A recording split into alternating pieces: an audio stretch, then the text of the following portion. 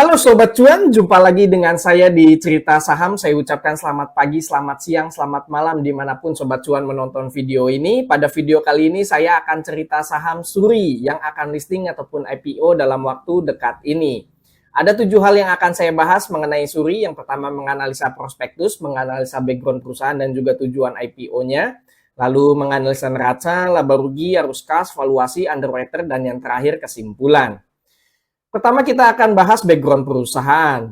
Perseroan merupakan produsen sarung tangan latex, berkedudukan di Kabupaten Deli Serdang dan didirikan pada tanggal 25 Oktober 1988. Lalu ini adalah rekam jejak Perseroan dan ini adalah visi misi Perseroan. Sampai dengan saat ini Perseroan memiliki 191 karyawan. Nah, ini karyawannya turun terus ya dari tahun 2021, 227 karyawan, terus turun tiap tahun, sekarang tinggal 191 karyawan saja. Dan ini adalah produk yang dijual Perseroan. Di sini adalah ada produk sarung tangan untuk medis, sektor industri, dan untuk perawatan kecantikan. Bisa untuk kayak di salon ataupun di tato agar tangannya tidak terkena bahan kimia.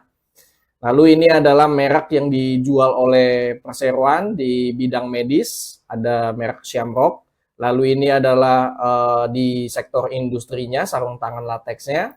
Lalu ini sarung tangan untuk kebutuhan tertentu. Nah, untuk pendapatannya, nah Sobat Cuan bisa lihat di sini anjlok ya dari yang tadi tahun 2020 sampai 313 miliar sampai dengan bulan Mei 2023 ini pendapatannya hanya 9 miliar saja. Nah, nanti kita akan coba telusuri lebih lanjut di slide berikutnya. Sekarang saya akan membahas mengenai rencana IPO Suri. Jumlah saham yang ditawarkan ada 1,2 miliar lembar saham, tidak ada waran dan publiknya 20%. Harga penawaran dari harga 160 sampai dengan 170, harga arahnya apabila harga IPO di harga 160, maka harga arahnya di harga 216 atau naik 35%. Apabila harga IPO di harga 170, maka arahnya di harga 228 atau naik 34,1%. Harga ARB-nya apabila di harga 160, maka harga ARB di harga 104 atau minus 35%. Apabila di harga 170, maka ARB-nya di harga 111 atau minus 34,7%. Perolehan dana IPO 202 miliar sampai dengan 215 miliar. Padahal pendapatan Perseroan hanya 9 miliar saja. Masa book building dari tanggal 13 sampai 15 November, masa offeringnya 23 sampai 27 November, dan listing direncanakan pada tanggal 29 November. Akan masuk dalam papan pengembangan. Underwriter-nya ialah PT Sinhan Sekuritas dengan kode broker SH. Lalu rencana penggunaan dana IPO sekitar 49,4% ini akan digunakan untuk belanja modal, 20%-nya itu untuk pengembangan bangunan gedung, pabrik, dan kantor. Untuk penambahan dan remodifikasi mesin produksi Perseroan. Nah, sebenarnya untuk belanja modal itu bagus, cuma untuk saat ini saya melihat dari secara lengkap laporan keuangannya, ini menurut saya penggunaan dana IPO 24,5% ini kurang cermat. Nanti lebih jelasnya saya akan jelaskan di slide berikutnya. Lalu sekitar 3% ini akan digunakan untuk pembangunan fasilitas pengelolaan limbah Perseroan. Lalu 1,5% ini untuk pengembangan software. Lalu sekitar 50,5% digunakan untuk modal kerja Perseroan. Dan ini adalah struktur pemegang sahamnya. Pemegang saham terbesar ada dari Bapak Hansen Jap, memegang 79,9%, lalu masyarakat 20%. Dan ini adalah struktur grup Perseroan, dan ada satu grup juga yang sudah listing sebelumnya di bursa kita dengan kode saham Halo. Pada prinsipnya ini sama-sama di bidang sarung tangan latex, cuma Halo ini ada di berkedudukan di Tangerang, sedangkan Perseroan ini ada di Sumatera Utara. Lalu untuk lock-up period, ada lock-up period selama 8 bulan. Lalu ini adalah profil dari Dewan Komisaris Perseroan, dan ini adalah profil dari Dewan Direksi Perseroan. Selanjutnya saya akan menganalisa neraca. Nah, untuk total aset, sayangnya ini selalu turun tiap tahun dari tahun 2020, 220, 2022 187 miliar dan per 5 bulan 2023 ini 177 miliar. Ini kalau tiap tahun seperti ini ya tidak bagus untuk perusahaan. Lalu untuk aset lancar, khususnya di bagian kas dan bank, di sini adanya peningkatan dan penurunan drastis. Tahun 2020 kas dan banknya 54 miliar, lalu anjlok 200 juta, dan per 5 bulan 2023 ini ada 1,7 miliar. Nah, kita akan coba telusuri adanya kenaikan dan penurunan kas dan banknya ini dari mana. Kita akan coba telusurinya dari laporan laba rugi dan laporan arus kasnya. Dari laporan laba rugi, memang tahun 2020 di sini adanya peningkatan di bagian pendapatan dan juga laba bersih sampai dengan laba bersih 28 miliar. Lalu untuk laporan arus kasnya, nah di sini terlihat adanya uang masuk senilai 56 miliar dari utang lain-lain pihak berelasi. Nah, utangnya ini dari mana? Utangnya ini dari pemegang saham mayoritas atau pengendali, yaitu Bapak Hansen Jab. Ada 56 miliar rupiah. Jadi terlihat bahwa adanya kenaikan kas drastis ini karena adanya penerimaan utang dari pemegang saham.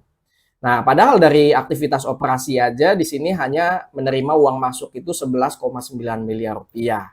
Nah, dari duit 54 miliar ini dikonversi oleh perusahaan atau perseroan ini digunakan untuk meningkatkan persediaan dari yang tadi 24 miliar jadi 51 miliar. Lalu adanya belanja modal juga di sini dari yang tadinya 49 miliar jadi 65 miliar. Dari sisi liabilitas juga pada tahun 2021 di sini adanya pelunasan utang bank. Dari sisi piutang, perseroan ini berhasil menarik piutangnya jadi cash. Dan di sini terlihat ya, dari tadinya tahun 2020 45 miliar, turun 35 miliar, lalu per 5 bulan 2023 ini piutangnya tersisa 11 miliar saja. Nah, ini adalah daftar piutang usaha perseroan. Selanjutnya di bagian persediaan. Nah, di bagian persediaan ini meningkat drastis ya Sobat Cuan, bisa lihat di sini. Dari yang tadi 24 miliar jadi 51 miliar dan per 5 bulan 2023 ini persediaannya 68 miliar. Persediaan yang meningkat kalau diimbangi dengan pendapatan yang naik itu bagus. Tapi kalau persediaannya itu meningkat, kalau pendapatannya itu malah turun, nah itu yang nggak bagus. Berarti banyak barang-barang atau produknya itu tidak terjual sehingga numpuk di gudang. Nah, pada tahun 2020 itu pada saat COVID, permintaan akan latex, sarung tangan latex kesehatan itu meningkat drastis. Maka dari itu perseroan pendapatannya itu naik sampai dengan 313 miliar. Bahkan tahun 2021 aja ini pendapatannya masih naik 338 miliar. Maka dari itu perseroan ini meningkatkan persediaannya agar bisa memenuhi kebutuhan akan permintaan sarung tangan latex. Tapi kenyataannya seiring berjalannya waktu, sudah mulai recovery dan mulai adanya vaksin terhadap COVID, dan mulai sudah stabil dan tidak ada lagi peningkatan penyakit COVID, maka dari itu permintaan akan sarung tangan latex itu drop, jatuh. Maka dari itu pada tahun 2022 pendapatannya ini anjlok dari tadi 338 miliar jadi 93 miliar. Persediaan yang sudah ibaratnya diproduksi itu tertahan di gudang. Maka dari itu ini numpuk sampai dengan 68 miliar. Bahkan pendapatannya per 2023 ini anjlok jadi tersisa 9 miliar saja. Nah, ini adalah persediaan perseroan. Lalu untuk liabilitas. Nah, untuk liabilitasnya ini bagus ya, berhasil ditekan liabilitasnya dari tadi 154 miliar dan per 5 bulan 2023 ini jadi tersisa 55 miliar saja. Nah, perseroan sudah tidak lagi bergantung pada utang bank karena sudah dilunasi pada tahun 2021. Lalu tersisa adanya utang usaha sampai dengan 22 miliar. Dan ini adalah utang usaha perseroan. Dan ini adalah utang lain-lain perseroan. Nah, di sini bisa terlihat, sebelumnya yang sudah saya singgung juga adanya utang dari pemegang saham atau pengendali dari yang tadi 56 miliar, lalu dilunasi sebagian, tersisa 24 miliar, lalu per Mei 2023 ini sudah tidak ada. Nah, pelunasannya secara apa? Jadi perseroan melunasi dengan cara konversi dari yang tadinya utang 24 miliar itu diubah jadi saham. Nah, Sobat Cuan bisa lihat di sini. Melakukan konversi utang lain-lain perusahaan kepada Hansen Jab sebesar 24,5 miliar menjadi modal saham. Jadi Hansen Jab menerima 24.555 saham. Selanjutnya di bagian ekuitas, meskipun asetnya itu turun terus tiap tahun, tapi perseroan berhasil menekan liabilitasnya secara signifikan, maka ekuitasnya masih ada peningkatan. Dari yang tadinya 66 miliar, lalu naik 93 miliar, dan per 5 bulan 2023 ini 122 miliar. Nah, salah satunya disebabkan karena adanya penambahan modal ditempatkan dan disetor. Dari yang tadinya 34 miliar, jadi 59,3 miliar. Dan untuk saldo labanya juga di sini selalu meningkat ya, tapi berhubung per 5 bulan 2023 ini saldo labanya turun, berarti labanya itu turun. Nah, di sini ada yang menarik Sobat Cuan. Mengenai penambahan modal ditempatkan dan disetor itu dari mana? Nah, sebelumnya juga sudah saya singgung bahwa adanya konversi utang jadi saham. Jadi adanya konversi utang senilai 24,5 miliar rupiah dan akan diubah jadi saham sebanyak 24.555 lembar saham kepada pengendali. Nah, sekarang kita hitung berapa harga tebusnya dan berapa keuntungan setelah IPO. Total konversi utang itu sebesar 24,5 miliar rupiah pada tanggal 25 Mei 2023 dan itu belum lama. Lalu total saham yang didapatkan oleh pengendali itu sebanyak 24.555 lembar. Maka harga tebusnya itu di harga 1 juta per lembar. Karena adanya stock split 1:50.000, maka pengendali selaku konversi utang memiliki 1,2 miliar lembar saham di harga 20. Lalu meng-IPO-kan Suri ini di harga 160, maka Hansen Jab otomatis cuan 8 kali lipat. Dari yang tadinya konversi utang hanya 24,5 miliar rupiah, maka setelah IPO, apabila saham dikonversi utangnya dijual semua di harga 160, keuntungannya jadi 196 miliar rupiah. Maka dari itu adanya lock up period agar pengendali tidak bisa ngejual sahamnya itu langsung pada saat listing. Nah, selain daripada konversi utang, ada lagi yang namanya pembagian dividen. Nah, pada tahun sebenarnya ini setelah bulan Mei, jadi tidak tercatat langsung dalam laporan keuangan perusahaannya. Nah, di sini adanya pembagian dividen pada tahun 2023 atas tahun buku 2022 sebesar 42 miliar rupiah. Lalu dikonversi jadi saham. Lalu pengendali Hansen Jab ini menerima 41.998 lembar saham dari adanya dividen tersebut. Sekarang kita hitung lagi berapa total keuntungannya setelah IPO. Total dividen pengendali yaitu Hansen Jab sebesar 41,9 miliar rupiah yang akan diubah jadi saham sebanyak 41.998 lembar. Maka harga dividennya di harga 1 juta per lembar. Karena adanya stock split 1:50.000, maka Hansen Jab memiliki 2 miliar lembar saham di harga dividen 20 per lembar. IPO di harga 160, maka Hansen Jab otomatis cuan 8 kali lipat dari yang tadi dividen yang diterima sebesar 41,9 miliar. Maka setelah IPO, apabila saham dividennya dijual semua di harga 160, keuntungannya jadi 335 miliar rupiah. Daripada Sobat Cuan ikut IPO, mending IPO-kan saja perusahaannya, itu jauh lebih cuan. Menarik ya Sobat Cuan mengenai bisnis IPO ini. Dan ini adalah perubahan atau stock split dari yang tadi 1 juta menjadi 20 rupiah per lembar saham. Lalu untuk dividen yang kita terima sebagai berencana untuk membagikan dividen kah sebanyak-banyaknya sampai dengan 50% dari laba bersih. Sekarang kita hitung. Apabila IPO di harga 160, ini sebenarnya laba per 5 bulan 2023 itu minus, sehingga sulit kita kalkulasikan. Bahkan mungkin tidak ada pembagian dividen gitu ya. Kalau ibaratnya saya proyeksikan ini adanya laba 1 miliar atau turun 90% dibandingkan dengan laba tahun 2022, maka paling tidak dividen yang kita terima itu kecil banget, 0,04% per tahun. Selanjutnya saya akan menganalisa laba rugi. Sebelumnya sudah panjang lebar di bagian neraca karena banyak hal magic sebelum IPO. Selanjutnya saya akan membedah bagian laba ruginya. Dari sisi pendapatan sebelumnya juga sudah sering disinggung, memang anjlok ya setelah adanya COVID, dan paling terasa di mana-mana sektor lain itu setelah COVID adanya recovery, tapi untuk sektor kesehatan khususnya di bagian sarung tangan ini malah mengalami penurunan.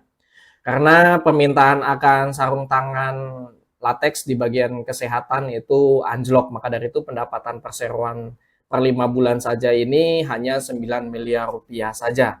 Nah, pendapatan terbesarnya ini dari mana? Dari penjualan latex konsentrat, lalu sarung tangan 4 miliar rupiah. Lalu untuk penjualan berdasarkan pihaknya di sini terbesar dari pihak berelasi, padahal sebelumnya itu pihak ketiga tahun 2020 pada saat COVID itu 244 miliar. Dan ini beberapa kejadian penting khususnya di bagian tahun 2020 di mana adanya pandemi COVID, maka dari itu adanya peningkatan permintaan akan sarung tangan latex. Lalu perseroan juga ada melakukan ekspor, khususnya adanya penjualan di sarung tangan, tapi hanya memberikan kontribusi 9,9% saja atau nilainya 900 juta rupiah.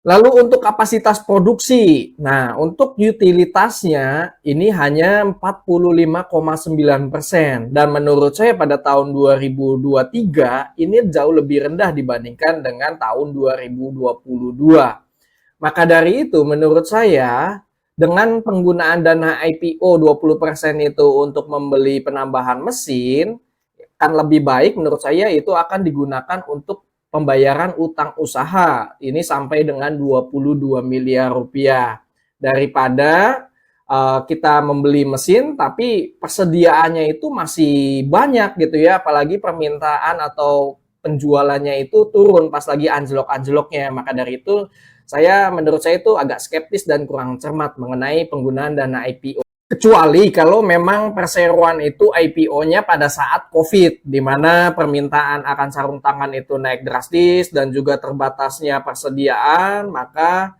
dengan adanya penambahan mesin itu nggak jadi masalah. Tapi sayangnya ini IPO-nya setelah COVID selesai, jadi agak kurang pas untuk penggunaan dana IPO-nya. Untuk laba bersihnya per 5 bulan 2023 ini sayangnya sudah mulai membukukan kerugian 5,9 miliar rupiah, padahal sebelumnya itu membukukan laba positif. Nah, perseroan juga padahal sudah berupaya untuk menekan beban-beban yang ada di perseroan, tapi karena penjualan atau pendapatannya itu terlalu kuat penurunannya, maka dari itu sudah sulit untuk diimbangi dengan efisiensi dari segi manapun. Maka dari itu labanya ini akhirnya minus. Padahal waktu sebelumnya itu tahun 2022 masih membukukan laba positif 10 miliar. Selanjutnya saya akan menganalisa arus kas. Untuk arus kas juga selinear dengan laporan laba ruginya, di mana kas bersihnya juga di sini anjlok dari aktivitas operasi sebesar ada uang masuk 964 juta.